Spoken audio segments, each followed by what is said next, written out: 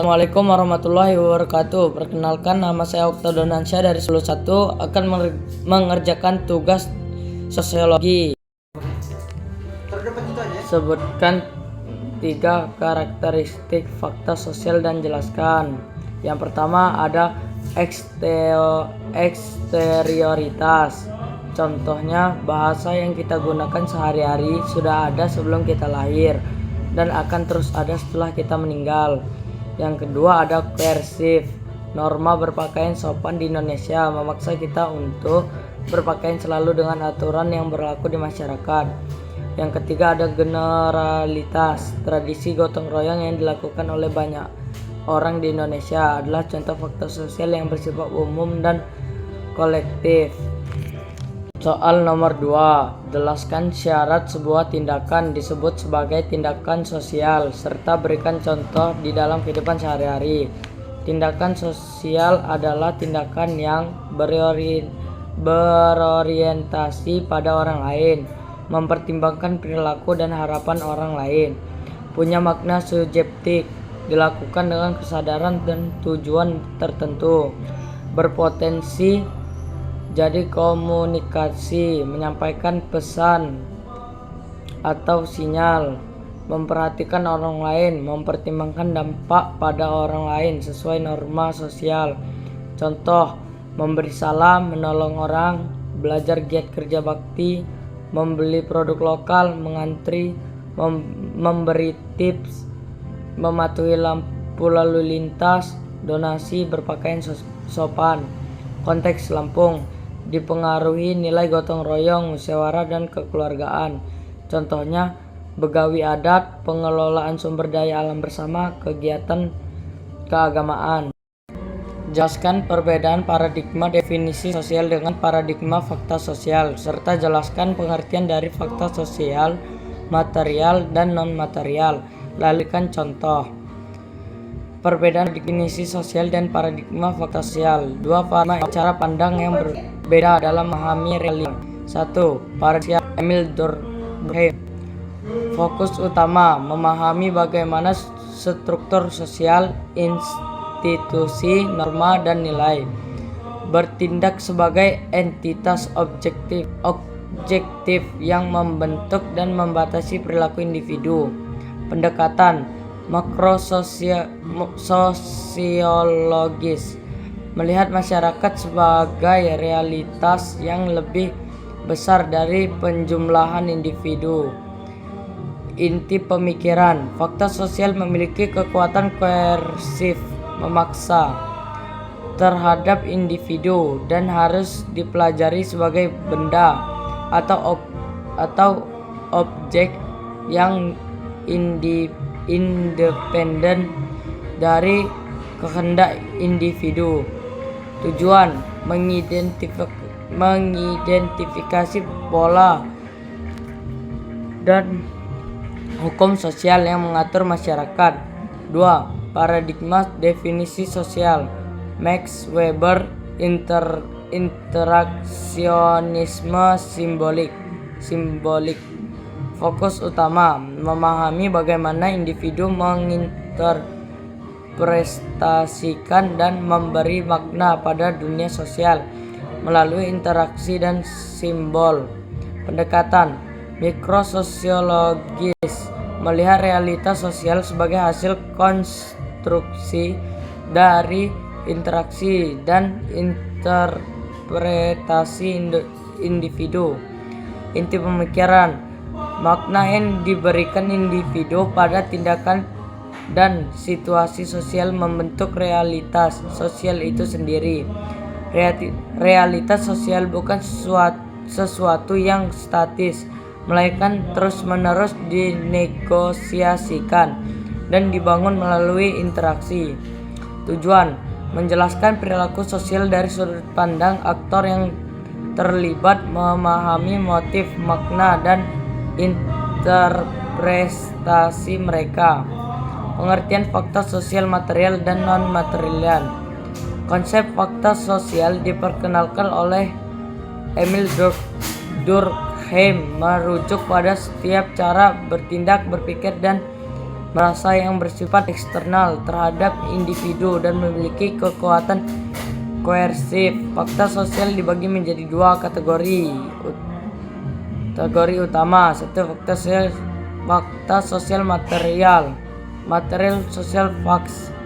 Pengertiannya, aspek fisik atau konkret dari masyarakat yang dapat diamati dan memiliki kekuatan mengikat atau membatasi individu. Ini adalah struktur sosial yang terlibat dan terwujud secara fisik. Ciri-ciri dapat dilihat, disentuh, dan diukur, memiliki bentuk fisik yang nyata.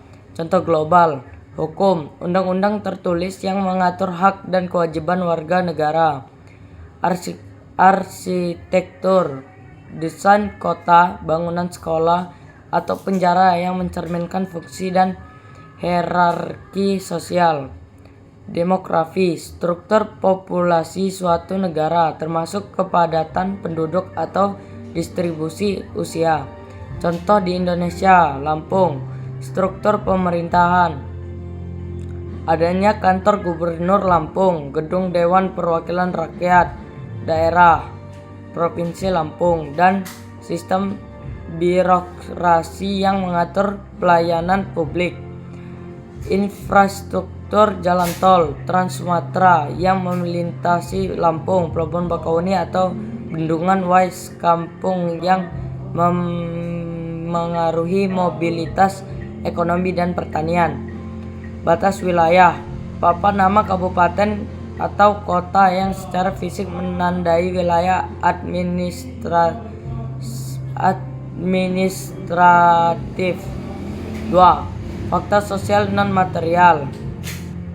Pengertian, aspek-aspek non-fisik dari masyarakat yang berupa ide, nilai, norma, kepercayaan kolektif, dan kesadaran kolektif yang membentuk cara berpikir dan bertindak individu. Ini adalah struktur moral dan budaya yang tidak terlihat secara fisik, tetapi sangat berpengaruh. Ciri-ciri tidak dapat dilihat atau disentuh secara fisik, tetapi ada dalam pikiran dan perilaku kolektif. Contoh global, moralitas, keyakinan umum bahwa mencuri itu salah. Agama, ritual keagamaan, sistem kepercayaan, dan etika yang dianut bersama oleh suatu komunitas. Opini publik, konsensus umum atau sentimen kolektif terhadap isu-isu sosial tertentu. Contoh di Indonesia, Lampung, nilai gotong royong, semangat kebersamaan dalam membantu tetangga saat panen atau membersihkan lingkungan desa di daerah pedesaan Lampung. Adat istiadat, tradisi pernikahan adat Lampung, misalnya begawi adat atau cakak pepadun, yang mengatur prosesi, peran keluarga, dan simbol-simbol status sosial. Kesadaran kolektif, rasa kebersamaan dan identitas sebagai warga Lampung yang tercermin dalam perayaan hari jadi provinsi atau festival budaya seperti Festival Krakatau. Sekian pembahasan soal saya, yaitu dari pelajaran sosiologi. Saya tutup. Wassalamualaikum warahmatullahi wabarakatuh.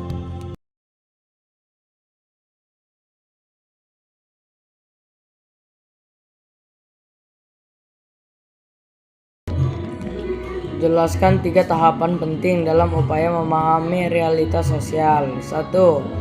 Objektivasi. Definisi, proses di mana individu menginternalisasi dan menerima norma, nilai, dan struktur sosial yang ada sebagai sesuatu yang objektif dan nyata. Penjelasan. Dalam tahap ini, individu melihat dunia sosial sebagai sesuatu yang eksternal dan independen dari diri mereka sendiri.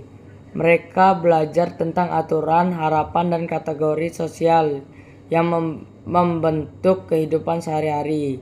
Contoh, seorang anak yang tumbuh di Lampung belajar tentang adat istiadat, bahasa, dan norma-norma yang berlaku di masyarakat.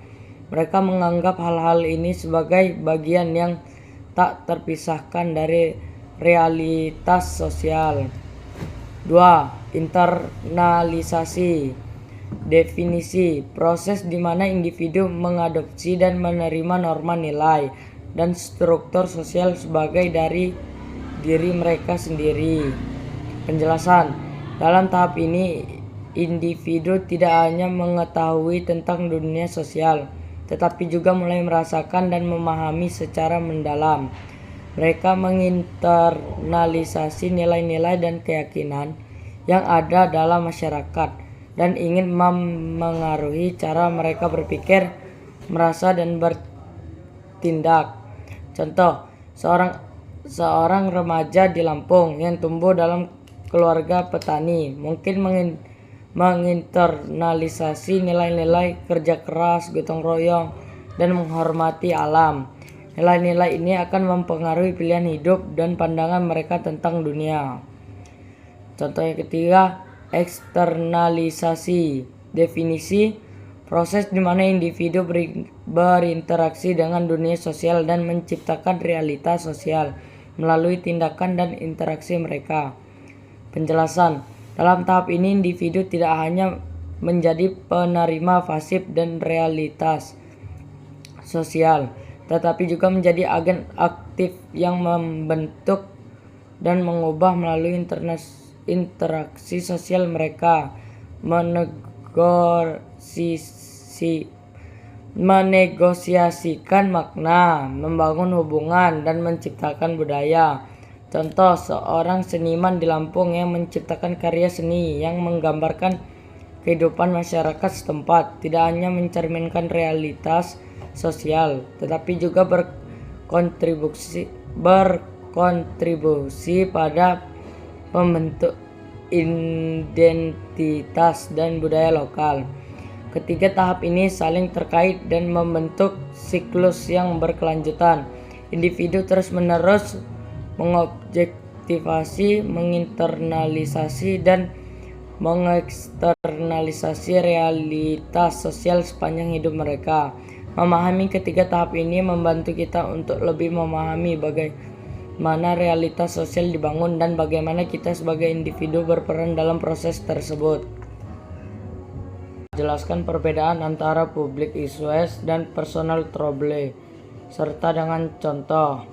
Isu publik: masalah besar yang memengaruhi banyak orang. Penyebabnya dari sistem sosial atau kebijakan. Solusinya butuh tindakan bersama. Contoh, pengangguran tinggi, krisis air bersih. Masalah pribadi: masalah kecil yang mengaruhi individu atau kelompok kecil, menyebabkan dari pilihan atau keadaan pribadi. Solusinya bisa diatasi dengan tindakan pribadi. Contoh, kesulitan bayar tagihan, masalah hubungan. Intinya, isu publik itu masalah besar yang butuh solusi dari banyak orang. Sedangkan masalah pribadi itu masalah kecil yang bisa diselesaikan sendiri. Masalah pribadi bisa jadi isu publik kalau banyak orang yang mengalami hal yang sama.